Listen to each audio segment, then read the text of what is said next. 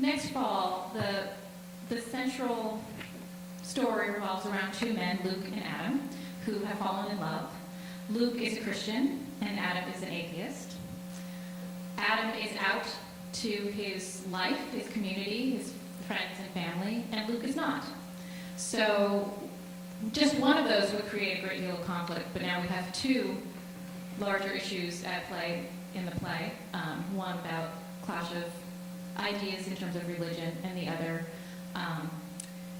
with lifestyle choices.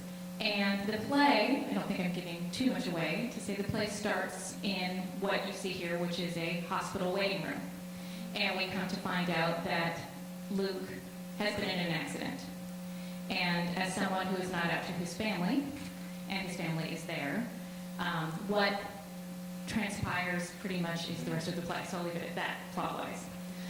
But pretty much the play is about loving, it's about accepting other people's beliefs, and one of the things I talked about on the first day of rehearsal was being able to take your own beliefs, set them aside, and look through the gaze of another.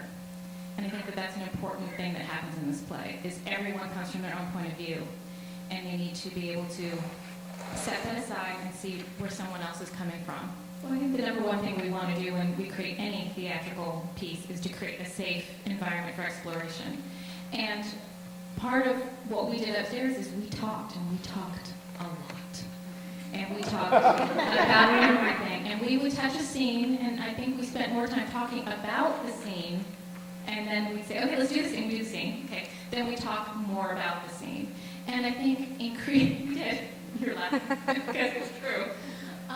But I think because we wanted to make sure we were representing the characters clearly, and making sure we understood where the character's point of view was, because the beliefs are very, as Rick just said, are very strong in this play.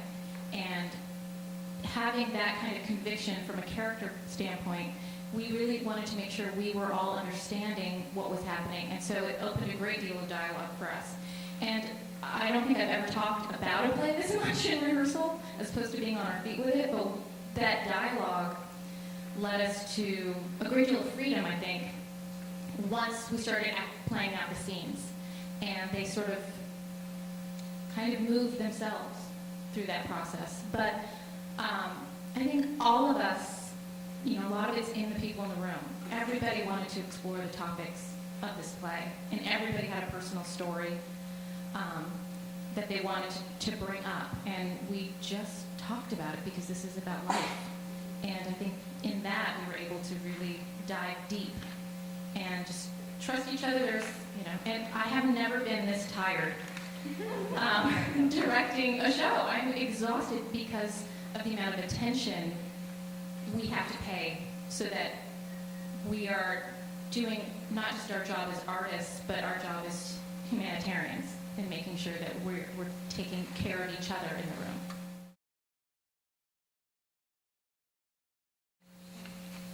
Good question. Thank you very much. No, I feel like I had to keep reading, and the more we talked about it, the certain lines kept popping up, and you begin to realize that his faith is really his core, and everything else is kind of compartmentalized around it. I don't know how much I can say and not say. Spoiler alert. Might have a little spoiler, but it's okay. No, he talks about a moment where he found God, or his meaning of God, and it was a feeling. He says he feels like he was home. He was home for the first time in his life. People talk about home being safe, familiar, secure, and I think that's where he lives. And that everything else, the gay thing, I feel like it doesn't matter as much. I feel like he believes so strongly that even though it is a sin in his or in God's eyes, that if he believes in God strong enough, that he'll be forgiven. He says things like, we're all sinners, and we all struggle with one thing or another. This one just happens to be mine. So I feel like that's his answer. That's his core. It's really hard. I think each of us, we've had some debates about things. It's never gotten yelling, but everyone has their point of view, and some of us are very passionate about our point of views.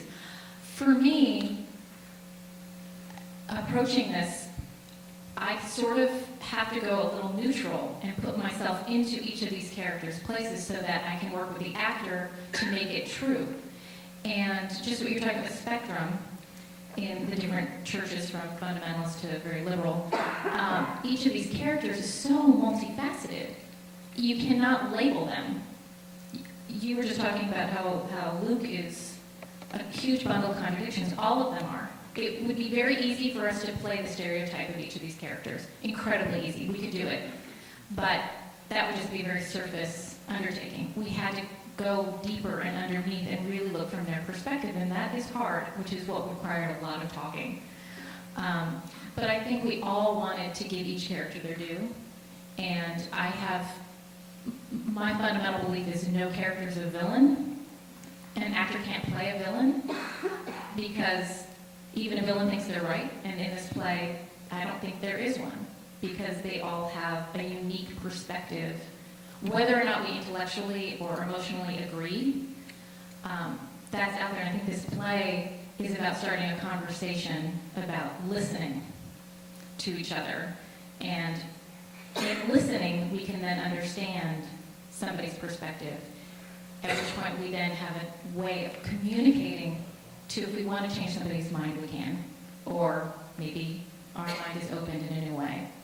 But it is really hard to bring in your own, my own baggage into rehearsal. I think has come up numerous times, as is everybody else's, I think, has occasionally done, well, I think this.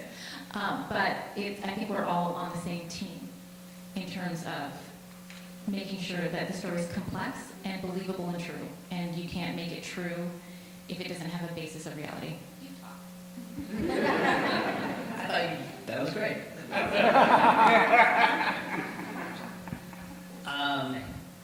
Well, I was going to go back to Mark was saying that he had to come out as a fundamentalist Christian. I think it's really interesting from Luke's perspective, because that's all I've really focused on, actually. We're really happy about that. But he does not only have to come out as gay to the rest of the world, but he constantly has to come out to the gay community as a Christian. So I feel like he has this very, very small niche and very few companions in that. Does he feel like an outsider wherever he goes? Yeah, there's a hint of that. But at the same time, I think he's so open and so... he couldn't have this relationship if he wasn't accepting of other people's views, and I don't think he judges. I just think he believes so strongly that he doesn't put that on anybody else, which is interesting. The play does open up the dialogue about people in the gay community and their feelings about religion, and I think that idea of him being an outsider wherever he is, everybody in this play is an outsider. His parents are in the play, Luke's parents, not Adam's parents, not his parents, no. But Rachel Harker and James Carpenter play Butch and Arlene, his parents from Tallahassee, Florida. And they come into the play in Manhattan. So here's these people from Florida in Manhattan now dealing with what they need to deal with.